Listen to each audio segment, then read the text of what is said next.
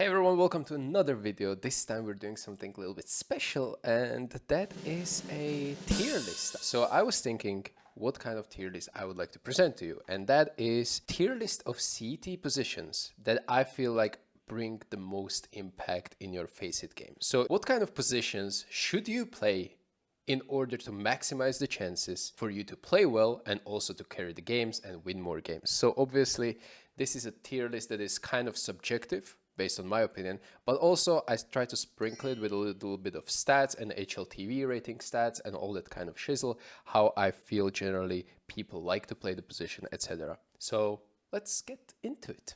Let's start with Ancient. So we got Ancient A side. I feel like this position is extremely impactful in professional games because you have to take care of a lot of area by completely yourself. However, it is true that if I compare this to Face-It, it's not going to get too much impact. People generally like to run mid or towards B. I would rate it probably like a B tier where you get fairly bit of fights and opportunities to win the rounds. Ancient mid, however, is a little bit better. In general, rotation roles are going to be more impactful, and you see this little op here that suggests that this is an OPER position. In general, OPER wants to have as much impact as possible, move around the site, move around the whole map rather, and he's going to get a lot more impact compared to, let's say, Ancient A. On Ancient Mid, you can also play hybrid with the 2 rifles, so a lot of opportunities that you can play differently. Let's move on to Ancient B. Now, this is something that I would rather put towards C or D tier. I'm going to lean towards C tier for the reason that a lot of star players in professional teams actually like to play this Ancient B. I'm going to give you some examples of Nico in G2. He's playing really well in front of this ramp. And also JL in Ancient, he gets a lot of praise for the way he plays, and also recently got an MVP at the major. Ancient B is probably one of the best anchor positions on any map where you can actually still get a lot of impact because T's generally come to your area. B side is preferred side when you look at the stats. So this is, for me, C tier, but very strong C tier actually. Let's move on to Cave. Now, Cave is something that you will also have a pretty good amount of impact. However, you are going to be stuck behind the smokes a lot of times, and there's a spawn play coming into as a factor.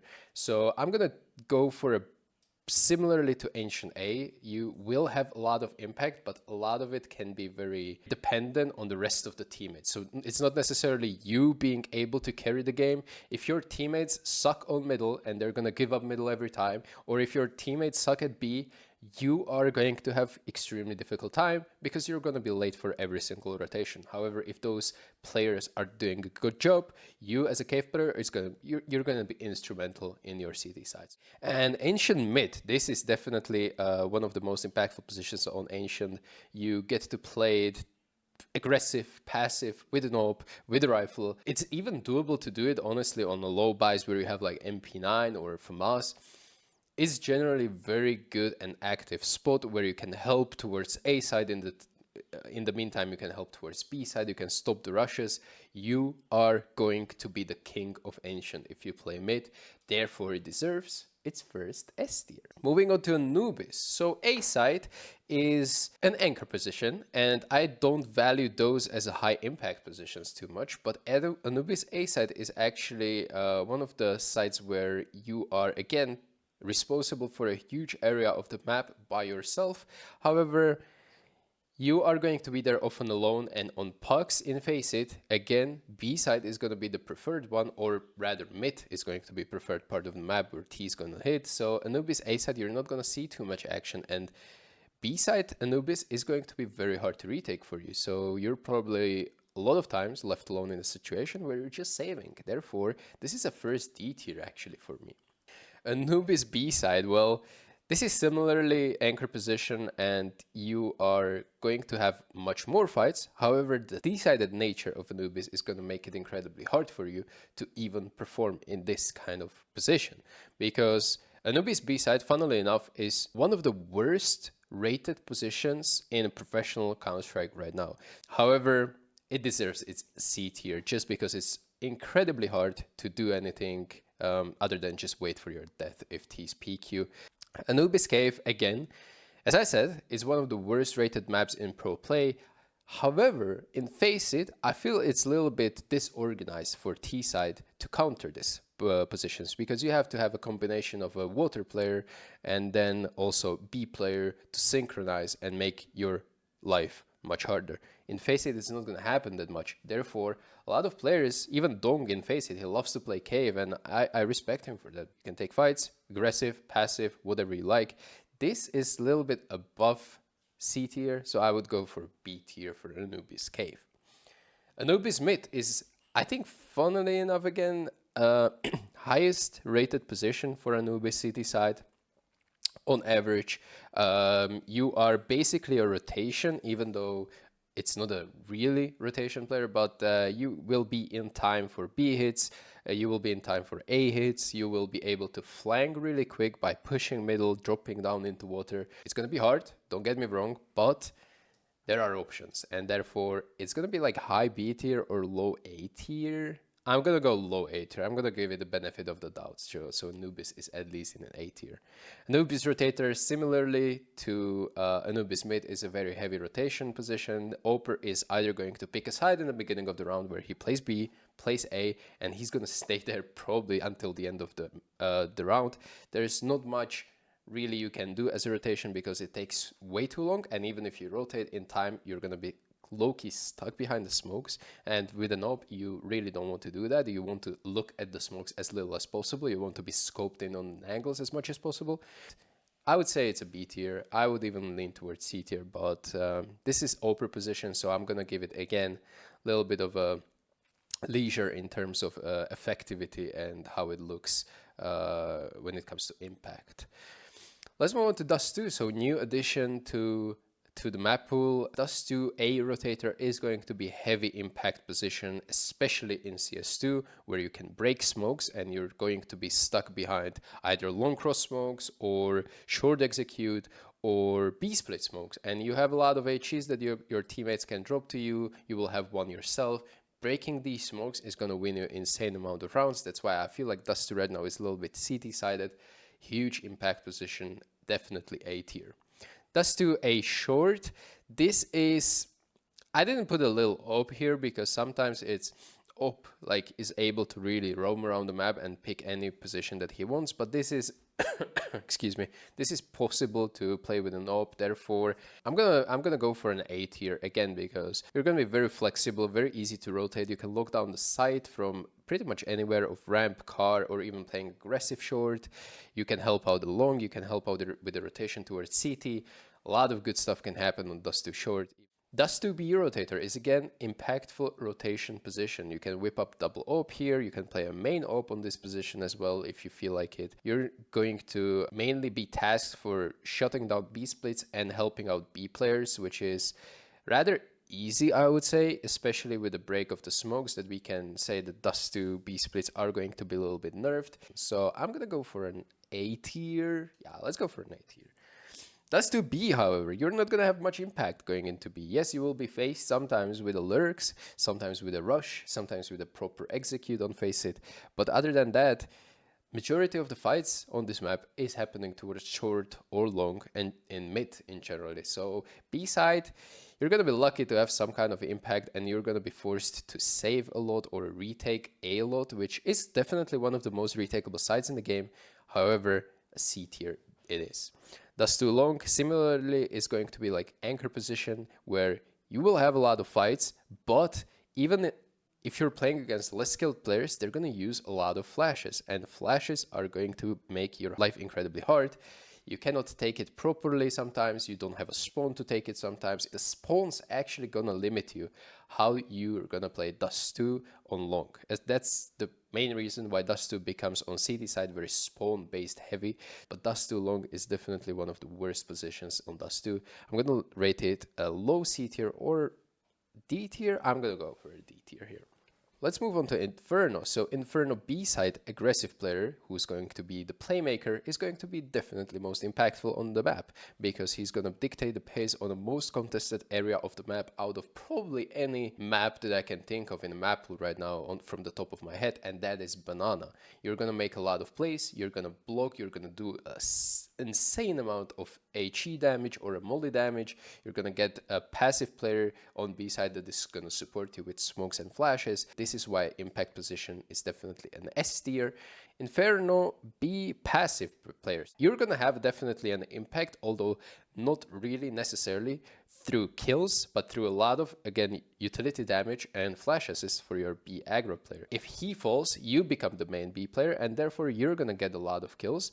You are going to be involved in action most of the rounds, really, on face it. It's very readable where they're going to go, and it's very easy for you to rotate in time, through speedway, through city spawn, even flank from banana if necessary. So I think it deserves its A tier, I would say.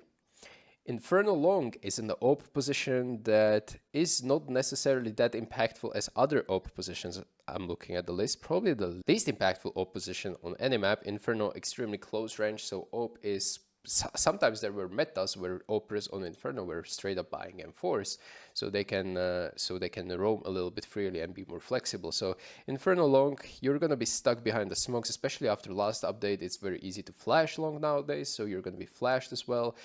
Where the roof is gone in Inferno, so I'm gonna rate it a C tier. Inferno pit is one of the least impactful positions you can have on Inferno. As an anchor, as an hard anchor, you can never leave the site, because A site is going to be the hardest site to retake out of any, apart from Inferno B, obviously. You are going to be saving a lot if banana fights don't go in your favor. You are going to be in unwinnable situations, and sometimes you're going to be just left alone in clutches towards A side, because they're going to come up, let's say, out apps, out short, and you don't have teammates around you too much. So D tier it is. It's one of the worst positions. If you're the best player on your team and you're playing Inferno, avoid pit even if you're an anchor. Inferno short is a little bit more impactful because it revolves around middle, which is heavily, again, contested. Not as much as banana, but it's still much more action, much more viability. You can play in abs, you can play passive on site, you can play even with op sometimes on short. So this is, for me, it's a B tier. I'd like to play short generally as an anchor on A. I'm a pit player in professional games, but I always opt for short because it gets like a little bit of both. Anchory position and then flexible rotation position, able to make kills, able to roam around the map a little bit. Mirage A side is a very supportive position on face it. You will almost always have to require 2 flashes to have for mid players to throw. You have to molly ramp. You probably get to keep the smoke for defensive A side, but generally, again, Mirage A is going to be hit a lot. You're always going to meet a lurker there, or even full execute on low buys, on full buys. You're going to meet an AWP. It's a high action position, but you're oftentimes alone, sadly. On face it, people like to lean towards middle, fight for middle, and therefore you need to play sometimes for a survival, which is not optimal, and it definitely makes you a little bit more vulnerable and kind of like stuck in the position. But I'm not going to rate it as a pure anchor position, which just sucks, because you can definitely have your moments here. You can whip up the knob, you can play ticket way too passive, you can play aggressive in their faces. However, you need to make kills happen, because if you die and you don't kill anyone, A side is going to be hard to retake behind the execute. C tier it is. Mirage B, no discussion. This is a D tier. This is jumping simulator back in the apps around the van. Sometimes you're not going to see anyone for the 12 rounds on CT side, and then you will have to retake A. It's very easy for a Mirage B player to have like 30 ADR and no real impact on the game other than maybe a clutch or two, but even those are rare because, well, you rely on your teammates to really get into the clutch scenario. Mirage B, if you're a bad player, go and pick up that position, because you're not going to ruin a game for others who are more able to carry basically your game. Such as in Mirage Con, because that deserves its S tier. This is a position that people will constantly fight for. Even before it's Mirage on Face It in the lobby, they will say, I'm a connector player, I'm a window player, and we will get to window. But connector player is one of those high impact, high risk reward, and you get to play middle, you get to get flash peeked, you get to get help from teammates all around the map pretty much. Mirage Con is the way to go if you want to win the games and you're clearly outskilling anyone in the lobby. Just take that, really. It's self-explanatory. The biggest stars are always playing Mirage Con. Well, not always, but you get the point.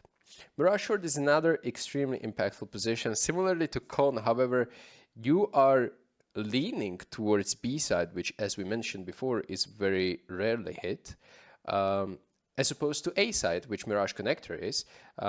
So definitely have to be less impactful position, but still A tier is definitely like on Mirage Short you can win a game solely because you're fighting mid correctly, you're helping B correctly, and then sometimes you're gonna be retaking A for sure, but you can retake through connector, through jungle, through CT, through you can even flank through T-spawn. You're in a pretty good position. So Mirage Short, you're gonna get a lot of kills there. And Mirage window is the position that you want to go as an op. However, in Face It, well, it's pretty interesting because in Face It, everyone knows instant window smokes already, and especially in higher level. And then you're going to be stuck behind the smoke most of the time. So even though you're OPer and you want to play Mirage window, you're going to be rarely there, and you're going to be forced to rotate either into connector or ticket or to B side. But again, the flexibility is there. You can choose wherever you're going to go. You can break the window smoke. You can sometimes just, they will not smoke it because they don't have economy. And then you lock down the half of the map basically by yourself thanks to your op.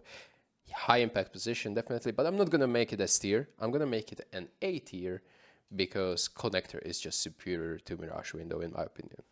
All right, let's move on to Nuke. So Nuke A anchor is position that I genuinely hate playing on Face It, and even more so in professional Counter-Strike, because you're either not seeing anyone or you're met with an execute that is just 3 Molotovs, 6 flashes, 2 smokes, and a couple of HEs coming your position, and it requires like a great amount of experience to dodge all of these and know when they're coming.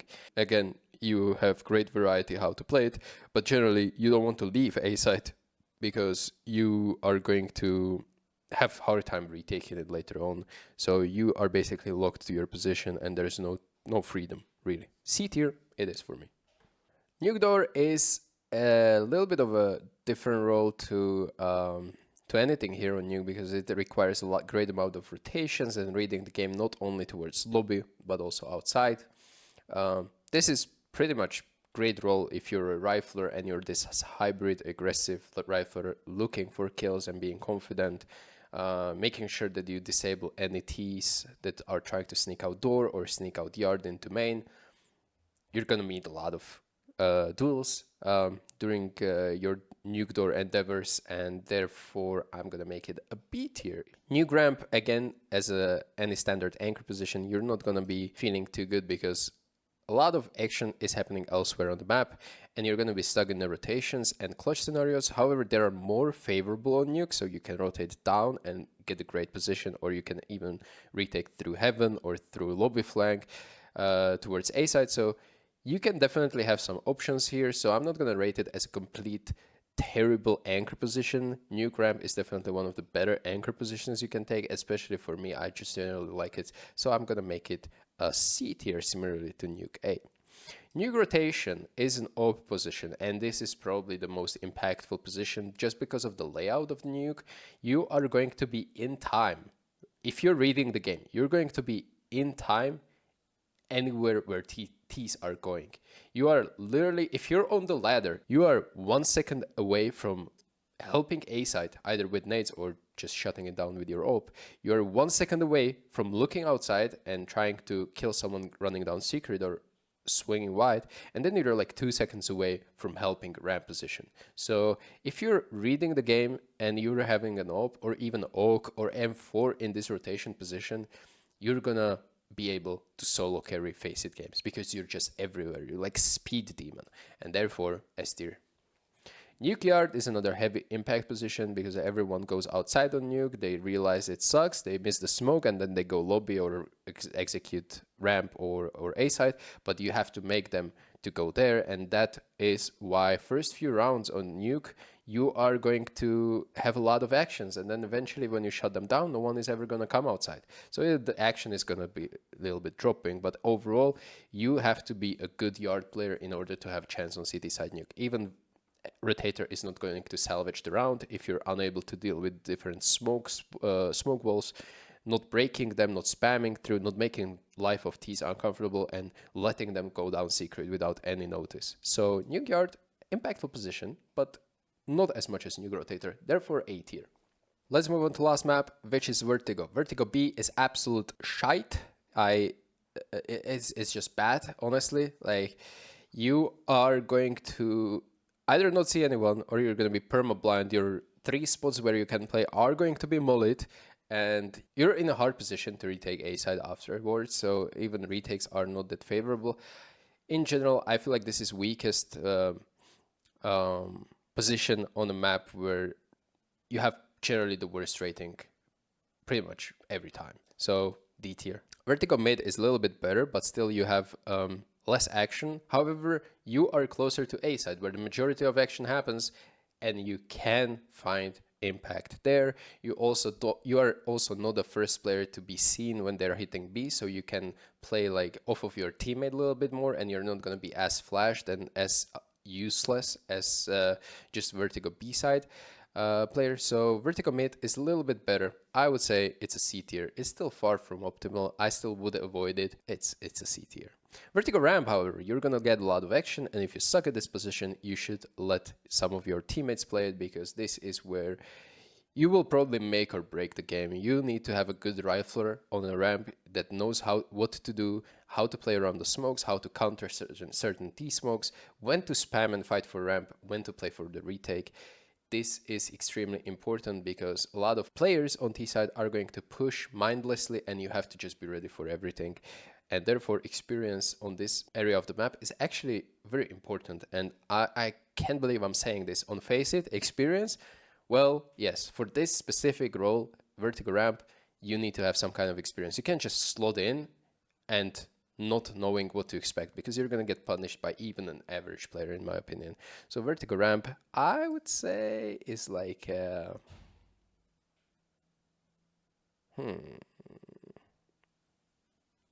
I would say it's nice, A tier.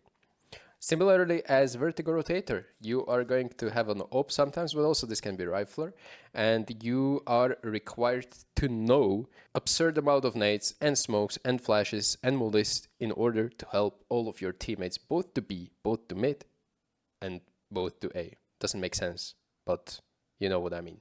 So you are going to be, again, like very close in this general area of the map, 1 step or 2 steps away from helping out A side, and also a few steps away from helping middle. And with the nades, you can also help B side. So all this kind of stuff have to come into play when you consider the impact of this position. I would say for Vertigo, it's a B tier. Last one that we have on the list is Vertigo Short, and that one is a little bit less impactful as a ramp, I would say, even though you're in theory kind of fighting for the same area. However, it's just less options what you can do from short, in my opinion. You can get surprised, you can get pushed on, you can get molded very easily, because this is like very shallow and easy to flush out corner or a corridor. It's generally not that great, honestly, and sometimes you see yourself pairing up with a ramp player instead. So Vertigo Short has to be a little bit less impactful as Vertigo Ramp. I would say it's another B tier. It's definitely not the worst. The worst one is, well, we see it here. And that's it. That's my tier list of impactful positions for Faceit. Make a picture of it or save it if you're ever in the future trying to fight for a certain spot. Make sure to check this and choose accordingly. If you want to have impact and you feel like you can just smash your opponents, don't choose to play pit, even if you're an anchor on Inferno. Choose to play either Inferno B, aggressive style, or more passive style, or even go for a short like I'm doing in my Faceit games. So try to bring an impact, try to be the difference maker, and this is a really like a guideline how easy it is for you to win your Faceit games and some elo. If you like this tier list, let me know if you want to see some other ones, and maybe we can go for T-side positions. It's going to be a little bit different, but yeah, let me know if you'd like that. Bye-bye.